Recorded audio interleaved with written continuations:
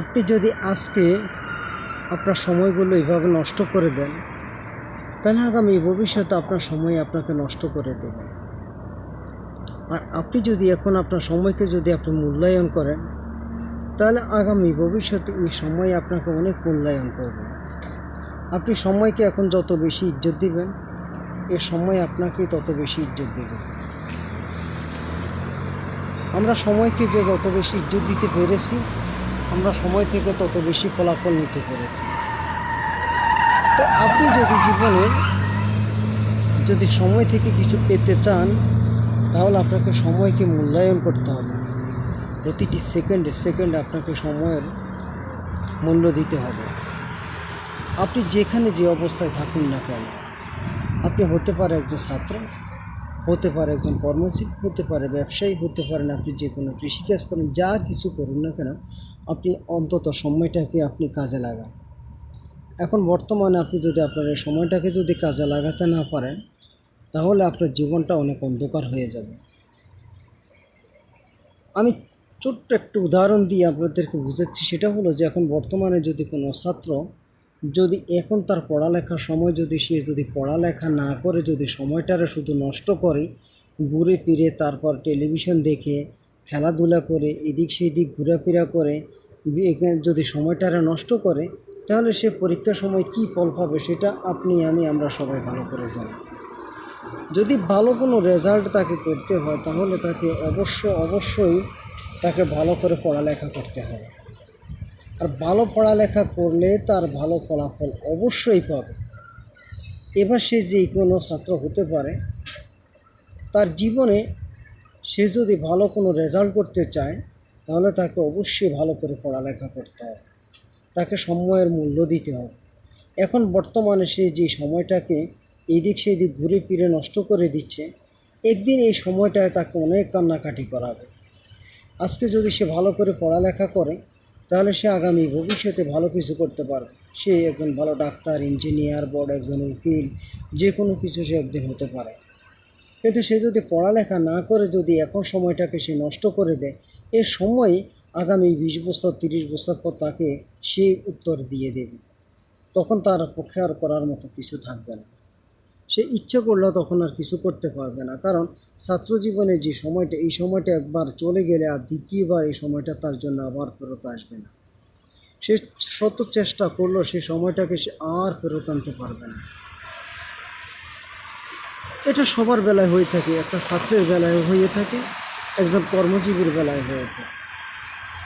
ধরুন একজন কর্মজীবী, সে এখন যদি তার সময়কে মূল্যায়ন না করে, যে সে একটা কোম্পানিতে কাজ করতেছে, তাকে সপ্তাহে 6 দিন যেতে হবে, একদিন শুক্রবার বা একদিন ছুটির দিন। এখন যদি সে সপ্তাহের মধ্যে যদি 7 দিনের মধ্যে যদি 4 দিন সে যদি ডিউটি না করে, অনুপস্থিত থাকে, তাহলে একসময় তাকে কোম্পানি তাকে বাদ করে দেবে। তখন আর ভাগ্যকে দোষ দিয়ে কোনো লাভ হবে না। যদি সে সময়কে মূল্যায়ন না করে, যে আমার ডিউটি সে সকাল থেকে সন্ধ্যা, বা আমার ডিউটি এই সময় থেকে এই সময় পর্যন্ত, এবার হিসেব করে যদি সে ঠিকমতো ডিউটি না করে, তাহলে মাস শেষে দেখা গেল কোম্পানি তাকে বেতন দেবে না। এটা সবার বেলায় হয়ে থাকে। যে কথাটা বুঝাচ্ছি সেটা হলো যে সময়কে যদি আমরা এখন মূল্যায়ন না করি, সময় একদিন আমাদেরকে মূল্যায়ন করবে না। আমরা যদি আজকে সময়কে যদি অপমান বেজ্জতি করি, এই সময়টাই আমাদেরকে একসময় অপমান বেজ্জতি করেই দেবে। আমরা যদি সময়কে ইজ্জত দিতে জানি, তাহলে এই সময় আমাদেরকে একদিন ইজ্জত দিবে। এটা সবার বেলায় হয়ে থাকে। আপনি ছোটোকালে যদি পড়ালেখা না করেন, কিশোর অবস্থাতে পড়ালেখা না করেন, এখন বৃদ্ধকালে এসে আপনি পড়ালেখা করে এখন আর করার মতন আপনার কিছু সময় থাকবে না। তার কারণ হলো সব কিছুর একটা নির্ধারিত সময় থাকে। পড়ালেখার একটা সময় থাকে, মানুষ হওয়ার একটা সময় থাকে, টাকা অর্জনের একটা সময় থাকে। বৃদ্ধকালে আপনি ইচ্ছে করলে টাকা রোজগার করতে পারবেন না। সেটা হয়তো বা 2-1 জনের বেলায় হয়ে থাকে, সেটাকে আমি ভাগ্য বলবো, আবার সেটা বলবো তার কঠোর পরিশ্রম। যুবক বয়সে আপনার গায়ে অনেক শক্তি থাকে, আপনি ইচ্ছে করলে অনেক কিছু করতে পারেন। কিন্তু এই যুবক বয়সে যদি আপনি ঠিকমতো পরিশ্রম না করেন, ঠিকমতো যদি কাজ না করেন, তাহলে আপনি যখন বৃদ্ধ হয়ে যাবেন, তখন আপনি আর কাজ করতে পারবেন না, তখন আপনার জীবনটা হয়ে যাবে অন্ধকার। তাই আপনি যদি জীবনে সফলতা অর্জন করতে চান তাহলে আপনাকে সময়ের মূল্যায়ন করতেই হবে। আর যদি সময়ের মূল্যায়ন যদি না করেন, আপনি যদি আজকে সময়কে যদি আপনি অবহেলা করেন, এই সময় আপনাকে একদিন অবহেলার পাত্র বানিয়ে ছাড়বে। এটা আমার বেলায়, আপনার বেলা, সবার বেলায় এটা হয়ে থাকে। সময়টাকে কাজে লাগান। আপনার হাতে এখন যতটুকু সময় আছে ততটুকু আপনি কাজে লাগান, যেই কোনো কাজে লাগান। কাজটি ছোট হতে পারে, কাজটি বড় হতে পারে, যেই কোনো কাজ হতে পারে। আপনি অন্তত আপনার সময়টাকে এখন কাজে লাগানোর চেষ্টা করেন। আপনি আপনার এই সময়টাকে যত বেশি কাজে লাগাবেন, আপনার দিনটি তত বেশি উজ্জ্বল হবে, আপনার ভবিষ্যৎ তত বেশি উজ্জ্বল হবে। কিন্তু আপনি যদি আপনার সময়কে যদি কাজে না লাগান, তাহলে আপনার এই সময় আপনাকে অনেক বেশি কাঁদাবে। আপনি যদি এখন যুবক বয়সে এখন যদি আপনি ইচ্ছে করেন, আপনি যে কোনো কিছু করতে পারেন, আপনার যা ইচ্ছে তা করতে পারেন। আপনি ইচ্ছে করলে সব কিছু উল্টে দিতে পারেন। আপনি ইচ্ছে করলে এই মুহূর্তে আপনি যে কোনো একটি নদী কিনে সেই নদীকে আপনি ভরাট করে সেই নদীর মাঝে আপনি ইচ্ছে করলে এখন বাগান বানাতে পারেন। কিন্তু হয়তো এমন একটা সময় আসবে যখন আপনার বয়স অনেক হয়ে যাবে, যে তখন আপনার সে একই কিছু বাগান রেডি, যদি আপনাকে কেউ এরকম প্রস্তুত করা কোনো বাগানও দেয়, তৈরি করা কোনো বাগানে সেই ফল আপনি খেতে পারবেন না, কারণ আপনার কাছে ওই শক্তি নেই। যুবক বয়সে আপনার যে শক্তি আছে সেই শক্তি আপনার কাছে হয়তো বৃদ্ধকালে থাকবে না, হয়তো কি আপনার কাছে থাকবেই না। এটা আমার বেলায়, আপনার বেলা, সবার বেলায় এরকম হয়ে থাকে। তাই যদি আপনি জীবনে যদি সুখে থাকতে চান, তাহলে আপনাকে অবশ্যই সময়ের মূল্যায়ন করতে হবে। আপনি সময়কে মূল্য দিতে হবে। আপনি সময়কে যত বেশি মূল্য দিবেন, সময় আপনাকে তত বেশি মূল্য আপনাকে ফেরত দেবে। এখন হয়তো আপনি বলবেন যে আমি বর্তমানে ইচ্ছে করলে ব্যবসা করতে পারি, কিন্তু ব্যবসা করার জন্য যে লক্ষ লক্ষ টাকার দরকার, আমার কাছে লক্ষ লক্ষ টাকা নেই। ব্যবসা করতে হলে যে যত কিছু দরকার কিন্তু আমার কাছে নাই। বলে আপনি সময়টাকে নষ্ট করতেছেন। কিন্তু আপনি ইচ্ছে করলে এই সময়টাকে কাজে লাগাতে পারেন। ব্যবসার উপরে আপনি কিছু পড়ালেখা করতে পারেন, কিছু অভিজ্ঞতা নিতে পারেন, কিছু ব্যবসায়ীর কাছ থেকে গিয়ে তার থেকে কিছু জানতে পারেন যে আপনি কোন ব্যবসা করলে সফল হতে পারেন, কোন ব্যবসা এই মুহূর্তে আপনার করা উচিত।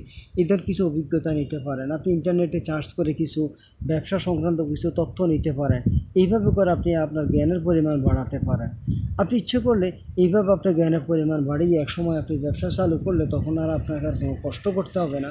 তখন আপনার এই অভিজ্ঞতাগুলো আপনি কাজে লাগাতে পারবেন।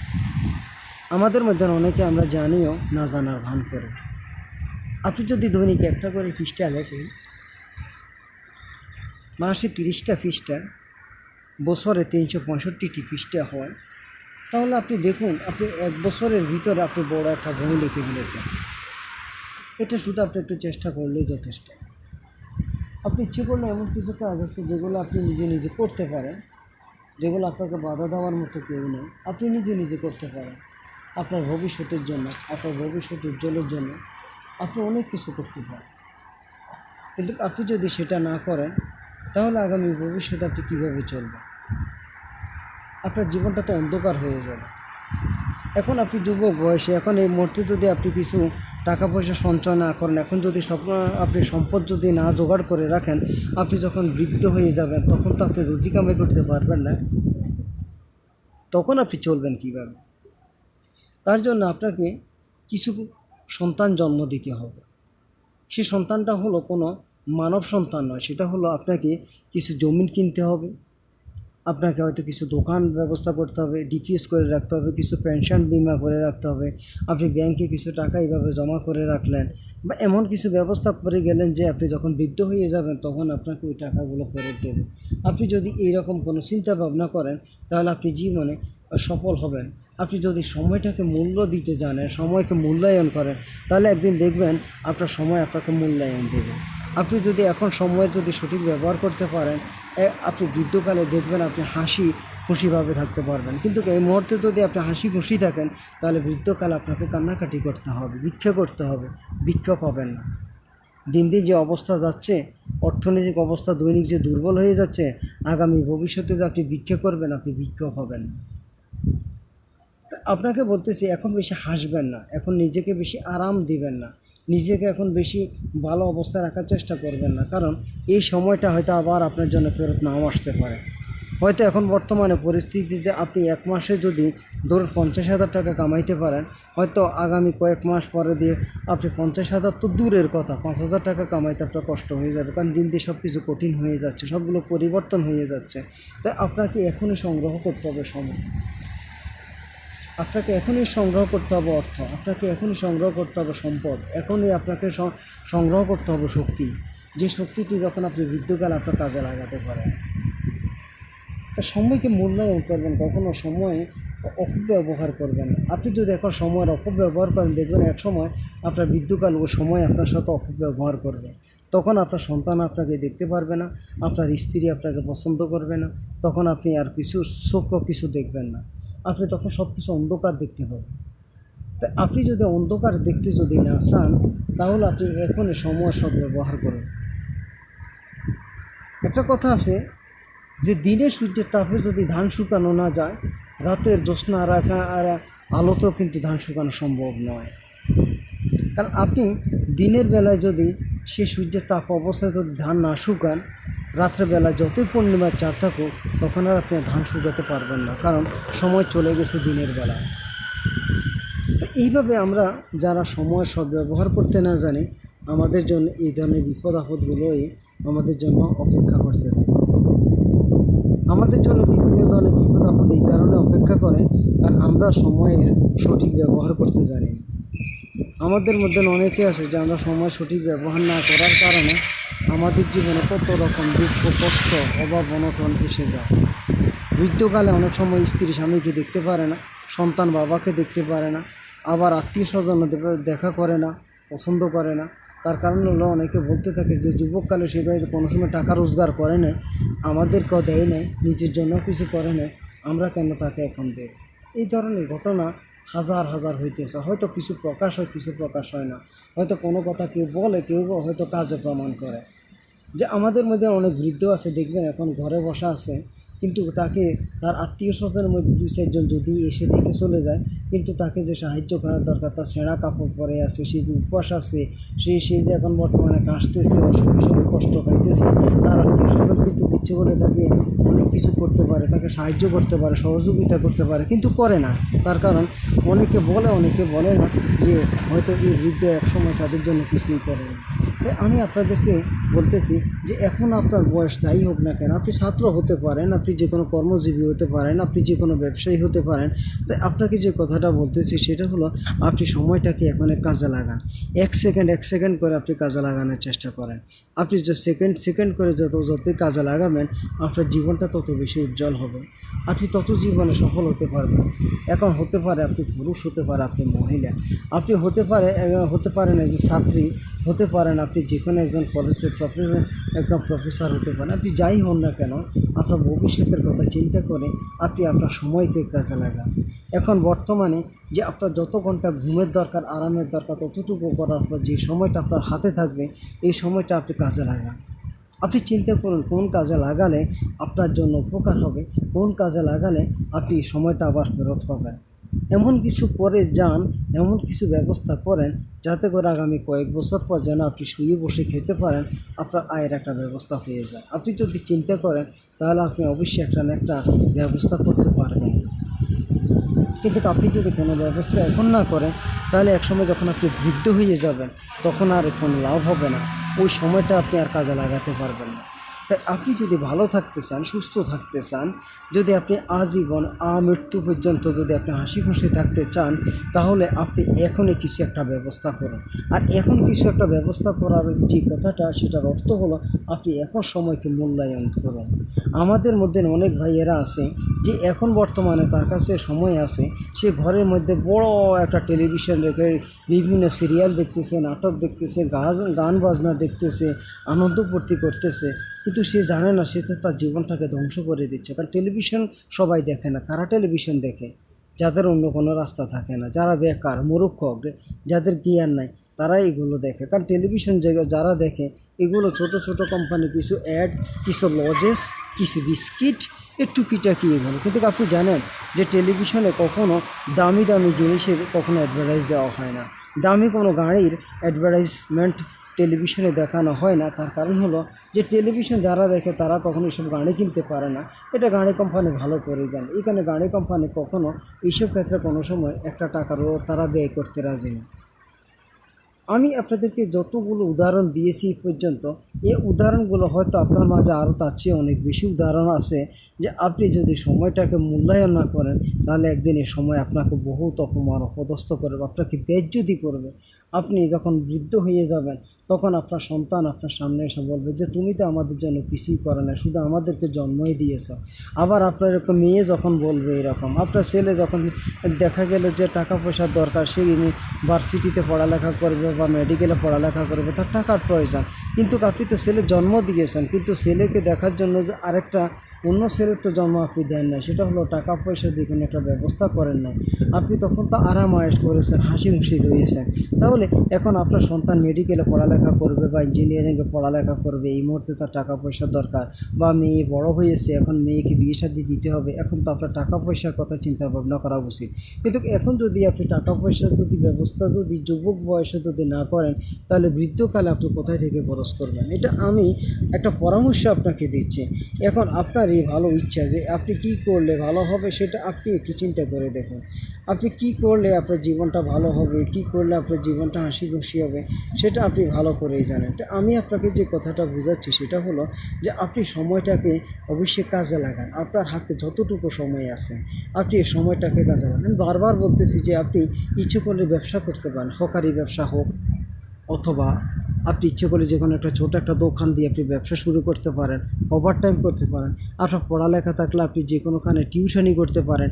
আপনি ইচ্ছে করলে ছোটোখাটো একটা কোচিং সেন্টার খুলতে পারেন, একটা ট্রেনিং সেন্টার খুলতে পারেন। আপনি ইচ্ছে করলে যে কয়েকটা ছেলে মেয়েকে নিয়ে আপনি একটা ট্রেনিং সেন্টার খুলতে পারেন, যেখানে আপনি ট্রেনার হয়ে কাজ করতে পারেন। এখন হয়তো আপনি বলবেন যে আমি তো কম্পিউটার জানি না।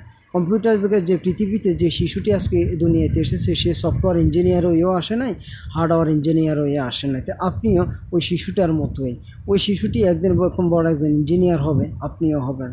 ওই শিশুটি হঠাৎ করে এইভাবে ইঞ্জিনিয়ার হয় না, সেও কিন্তু পড়ালেখা করে ইঞ্জিনিয়ার হয়। তা আপনাকে বলতেছি যে উদাহরণটা দিলাম, যে শিশু বাচ্চা জন্মের পর থেকে সে ইঞ্জিনিয়ার হয়ে আসে নাই, সে পর ইঞ্জিনিয়ার হয়। আপনি এখন বর্তমান ইঞ্জিনিয়ার নয়, সে কথাটা আমি মানে বিশ্বাস করি। তার অর্থ আপনি ইঞ্জিনিয়ার হতে পারবেন না এমন কোনো কথা না। আপনি পড়ালেখা করুন, এখনও সময় আছে, আপনি শিখুন। এখন ধরুন হয়তো আপনার কম্পিউটার আপনার মাথায় কাজ করতেছে না, আপনি কম্পিউটার সম্বন্ধে এত বেশি জানেন না, কিন্তু আপনি ইলেকট্রনিক্সের উপর আপনি ভালো জ্ঞান আছে, তাহলে আপনি ইলেকট্রনিক্সের উপরে ভালো আরও কিছু অভিজ্ঞতা নিয়ে আপনি একটা ট্রেনিং সেন্টার খোলেন, কোনো সমস্যা নেই। এখন বর্তমান আমিনতির উপরে, তারপরে কুকিংয়ের উপরে, পাকশাকের উপরে, তারপরে বিভিন্ন আর্টের উপরে, যে কীভাবে শিল্প আঁকা যায়, কীভাবে এইসবের উপর কত ধরনের কোচিং সেন্টার এখন হয়েছে দেশে, যেগুলো মানুষের উপকার হচ্ছে, মানুষের ক্ষতি হচ্ছে না।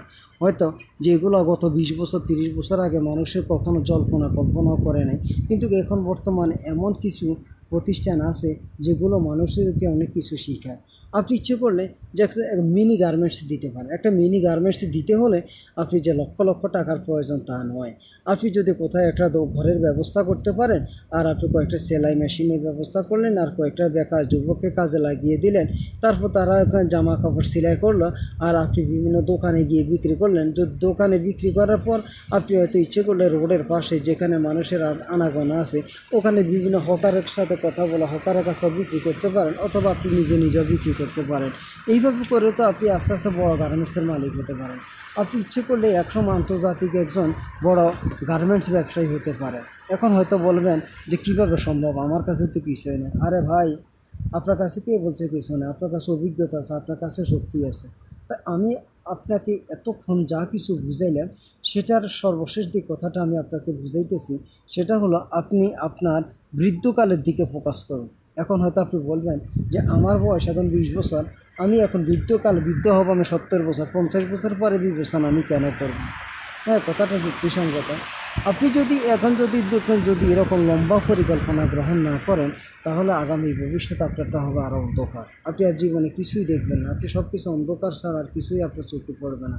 আপনার গ্রামে আশেপাশে আপনার আত্মীয় স্বজনের মধ্যে 2-4 বৃদ্ধ লোককে আপনি একটু ভালো করে দেখেন তাদের অবস্থা কী রকম যাচ্ছে, তারা কত কষ্ট, তাদের জীবনগুলো যাচ্ছে, তারা কত কষ্ট পাইতেছে। কেন পাইতেছে আপনি কি জানেন সেটা? যে তার কারণ হলো যে অনেকে এখন বর্তমানে ভাঙা ঘরে থাকতেছে, অনেকে জামা কাপড় নাই, ছেঁড়া একটা লুঙ্গি পরে আছে। অনেক সময় সে চিকিৎসার অভাবে সে কত কষ্ট পাইতেছে, অসুখ বিসুখ হয়ে গেছে, এখন প্রস্রাব পায়খানা করে কাপড় চাপড় নষ্ট করতেছে, নিজের গন্ধ নিজেও সহ্য করতে পারতেছে না। এখন তার সন্তানেরাও তাকে কিছু করতেছে না, কারণ সন্তানেরা গরিব তার মতোই। সে যেমন যে হাসি খেলে তার যুবককাল কাটিয়েছে আপনার মতন এইরকম 20, 25, 30, 40 বছর বয়সে, সেও তো তখন কোনো টাকা পয়সা জমা করে না। কিন্তু এই মুহূর্তে তো সে এখন বৃদ্ধ হয়ে গেছে, এখন তো তার টাকা পয়সার অনেক দরকার। এই মুহূর্তে সে কোথায় থেকে টাকা পয়সা আসবে? টাকা পয়সা তো আর গাছের পাতা নয় যে এটা কি ছিঁড়লে পাওয়া যায়। আবার ছিঁড়লে যে সব গাছের পাতা পাওয়া যাবে তা নয়। আপনি যদি গাছ না লাগান তাহলে গাছের পাতা ছিঁড়বেন কীভাবে? এখন আপনি কি আরেকজনের গাছের পাতা ছিঁড়তে পারবেন? আপনি মনে করবেন না এমন কিছু, আপনি কখনো এরকম মিথ্যা বিশ্বাস করবেন না। এখন হয়তো আপনি মনে করতে পারেন আমি যখন বৃদ্ধ হব তখন আমাকে আমার আত্মীয় স্বজন, আমার বন্ধুবান্ধব আমাকে অনেক কিছু দেখবে, দেখাশোনা করবে, আমাকে এটা দিবে সেটা দিবে। এইরকম যদি আপনি কিছু চিন্তা ভাবনা করে থাকেন তাহলে আপনি বোকার কাতারে আছেন। এখন আপনাকে বলতেছি যে আপনি অবশ্যই ভালো করে জানেন যে ব্যাংকের মধ্যে তো লক্ষ লক্ষ কোটি কোটি টাকা পড়ে আছে, কিন্তু দেশ গ্রামের মধ্যে তো এখন হাজার হাজার বৃদ্ধ লোক আছে যারা বর্তমানে খাদ্যের অভাবে, চিকিৎসার অভাবে, কাপড় চোপড়ের অভাবে কত কষ্ট করতেছে। এখন ব্যাংকই তাদেরকে হেঁটে হেঁটে গিয়ে থেকে তাদেরকে টাকা দিয়ে আসে। ধরুন আপনি তো কষ্ট করতেছেন, আপনি টাকাগুলো নিয়ে নেন। এবার আপনি আরেকটা কথা, যে আপনার কোনো প্রতিবেশী এভাবে বৃদ্ধ হয়ে গেছে, এখন কি তাকে টাকা পয়সাগুলো এনে দেয়? দেয় না। অনেক সময় শুধু প্রতিবেশী তো দূরের কথা, বন্ধুবান্ধব, আত্মীয় স্বজন তো দূরের কথা, আপন সন্তান পর্যন্ত বাবা মাকে দেখতে পারে না, যদি বাবা মা যদি টাকা পয়সা ভালো কোনো ব্যবস্থা করে না যায়। সবার বেলায় কিন্তু এই কথাটা প্রযোজ্য নয়, তবে বেশিরভাগ ক্ষেত্রে কিন্তু এগুলো হয়ে থাকে। অধিকাংশ সবার বেলায় কিন্তু এই ঘটনাটা বেশি হয়ে থাকে যে অনেক সময় সন্তান মা বাবাকে পছন্দ করে না, মা বাবার সাথে অনেক সময় মলামালিন্য হয়, অনেক সন্তান মা বাবাকে মারপিট পর্যন্ত করে যে তুমি যুবক বয়সে কেন কিছু সম্পদ অর্জন করে রাখলে না, তুমি তখন সবার কাছে শুনেছি তুমি তখন আরামায়েশ করে সময়গুলো কাটিয়েছ।